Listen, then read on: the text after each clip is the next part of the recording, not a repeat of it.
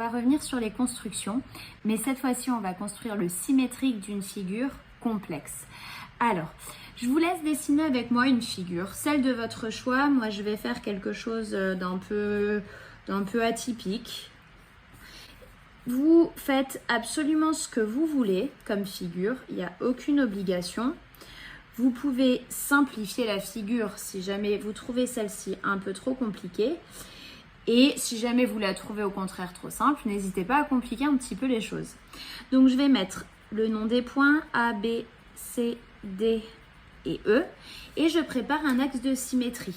Alors, moi je le penche. Faites attention si vous êtes sur votre cahier. Ne trichez pas avec les carreaux et ça ne va pas vous servir d'aligner votre axe sur les carreaux. Donc je vous conseille de soit faire sur feuille blanche, soit faire l'axe vraiment penché. Alors, mon axe de symétrie, je l'appelle D et je vais réutiliser la méthode de la construction au compas. Donc je vais placer 2 points, M et N, de chaque côté de mon axe de symétrie. Et je vais utiliser mon compas pour construire maintenant le symétrique. Je vais faire tous les points en une seule fois.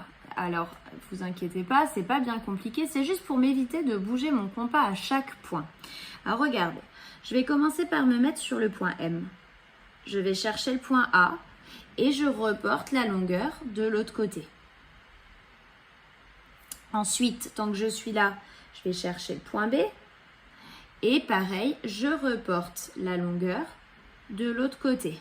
Alors, il ne faut juste pas que je m'en mêle entre les points. J'essaye toujours de viser à peu près en face pour être sûr de ne pas être trop à côté de la plaque. Je vais chercher mon point C. Je reporte de l'autre côté. Je viens prendre la mesure jusqu'au point D. Je reporte encore une fois de l'autre côté. Et alors, je pense que je n'ai pas tracé assez long, voilà. Et enfin, mon point E. Et je reporte encore une fois de l'autre côté. Alors, il ne faut vraiment pas se mélanger les pédales par contre si on fait comme ça. Et maintenant, on va tout recommencer à partir du point N. Donc, je mets la pointe de mon compas sur N. Je viens chercher le point A et je reporte. Alors, j'ai que besoin de faire le croisement. A, il est arrivé ici. Ensuite, j'avais B ici. Donc, je viens chercher B et je crée mon croisement.